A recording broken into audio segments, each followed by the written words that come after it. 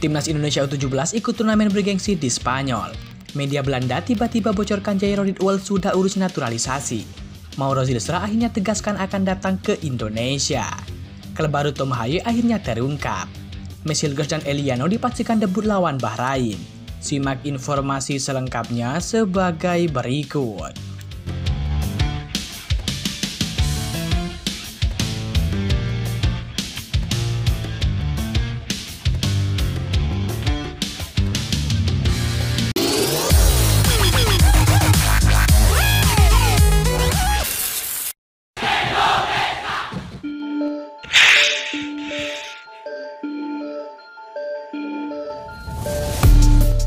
Timnas Indonesia U17 akan berkompetisi di ajang Pinatar Super Cup U16 2024. Semua pertandingan nantinya akan digelar di Pinatar Arena Spanyol, mulai tanggal 16 hingga 23 September 2024. Bagi Garuda Asia, ini akan jadi ajang pemanasan sebelum mereka berlaga di kualifikasi Piala Asia U17 2025. Nova Arianto yang baru saja selesai bertugas di timnas senior akan kembali mengumpulkan pemainnya. Persiapan yang dilakukan dengan matang demi misi bermain di Piala Asia. Pada Pinatar Super Cup nanti, 4 kontestan dibagi menjadi 2 kubu. Skotlandia akan berhadapan dengan Kepulauan Faroe pada tanggal 18 September 2024. Di hari yang sama, timnas Indonesia akan bertarung melawan Swiss. Pinatar Arena telah mengumumkan 4 tim U16 yang akan ambil bagian dalam edisi baru Pinatar Super Cup 2024. Tulis media tersebut. Swiss dan Indonesia di satu sisi, serta Skotlandia dan Kepulauan Faroe di sisi lain akan saling berhadapan. Tulis rilis di laman resmi Pinatar Arena. Menarik menanti kiprah anak asuh Nova Arianto di ajang bergengsi tersebut.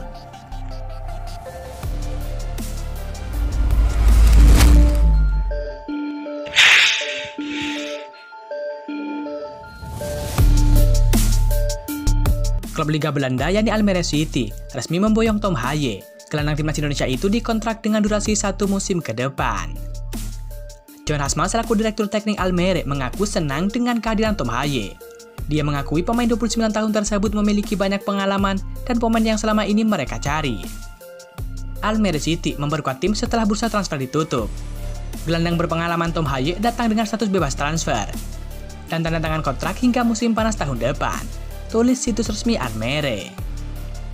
Almere City menjadi klub ke-7 yang dibela oleh Tom Haye sepanjang karirnya.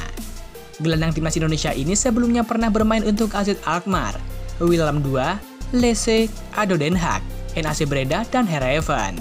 Di Almere City, Tom Haye memiliki misi sangat berat, sebab di klub tersebut kini berada di zona degradasi. Almere City berada di posisi ke-17 dengan koleksi 1 poin dari 4 pertandingan. Tom Haye wajib bekerja keras untuk menaikkan posisi skuad Doma Hitam.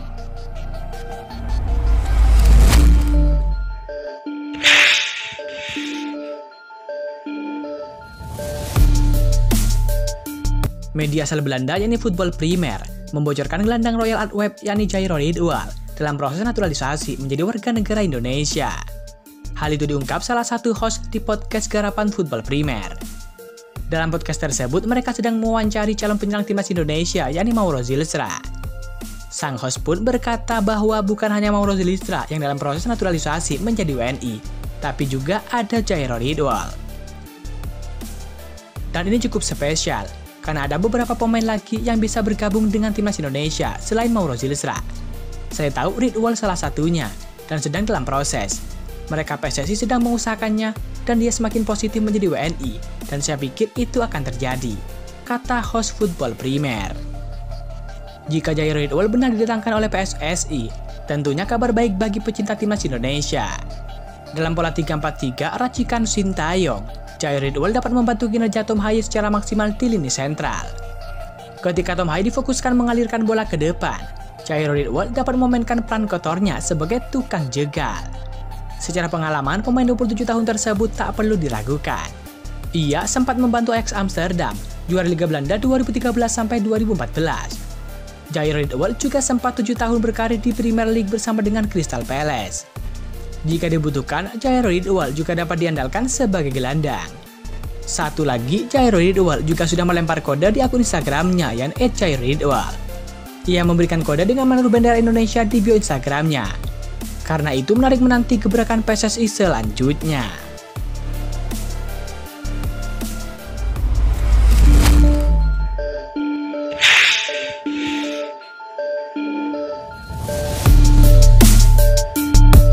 Kabar terbaru naturalisasi Mauro Zylstra untuk segera bisa berkuat timnas Indonesia terungkap.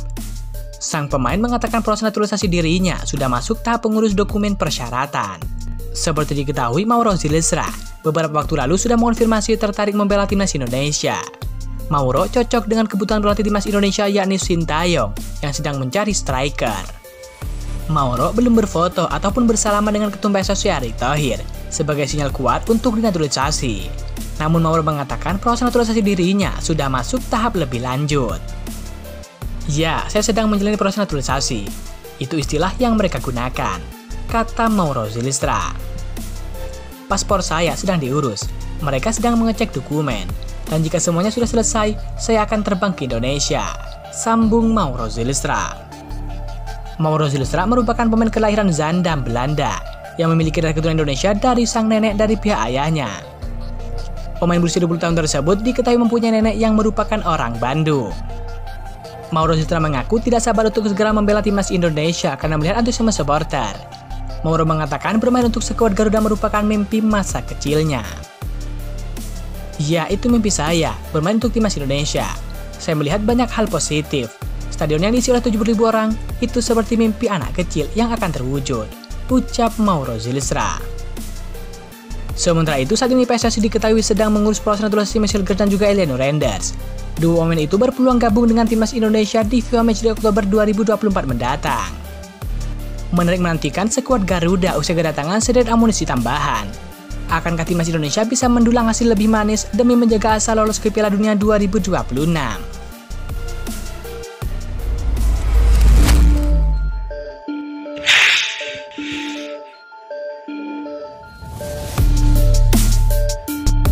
Menpora Dito Aryo Tejo membagikan perkembangan terbaru dari naturalisasi Michel Gertz dan Eleno Renders. Mereka diharapkan bisa debut bersama dengan timnas Indonesia pada Oktober 2024, alias saat menghadapi Bahrain. Dito Aryo Tejo menyatakan naturalisasi Michel Gertz dan juga Eleno Renders telah disetujui oleh PSSI dan juga Presiden Joko Widodo.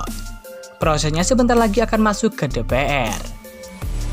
Alhamdulillah, untuk naturalisasi kemarin sudah ditandatangani oleh Pak Presiden, dan harusnya surat itu sudah masuk dikirim ke DPR, ujar Dito Aryo Tejo. Kita akan memantau ini. Kebetulan kita raker di DPR. Mungkin setelah ini saya coba cek-cek ke pemimpin DPR. Apakah sudah diposisikan atau belum? Kata Dito Aryo Tejo.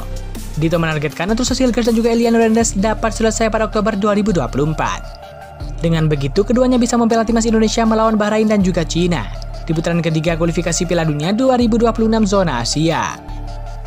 Timnas Indonesia akan menghadapi tuan rumah Bahrain dalam partai ketiga grup C putaran ketiga kualifikasi Piala Dunia 2026. Tepatnya pada 10 Oktober 2024 di Bahrain National Stadium. Sementara pada laga keempat putaran ketiga kualifikasi Piala Dunia 2026 zona Asia, skuad Garuda bakal menantang Cina di Qingdao Youth Football Stadium pada tanggal 15 Oktober 2024. Tapi ya pastinya saya yakin semangatnya sama juga selama ini. Kawan-kawan senior-senior DPR juga selalu proaktif membantu kami di olahraga, tutur Dito Aryo Tejo. Kita menargetkan itu bisa pada Oktober 2024, tapi ini target ya, kan pasti 1 Oktober 2024 ada peralihan kepemimpinan di DPR. Semoga ini nanti semangatnya masih sama, dan saya yakin pasti masih sama, tutup Dito Aryo Tejo.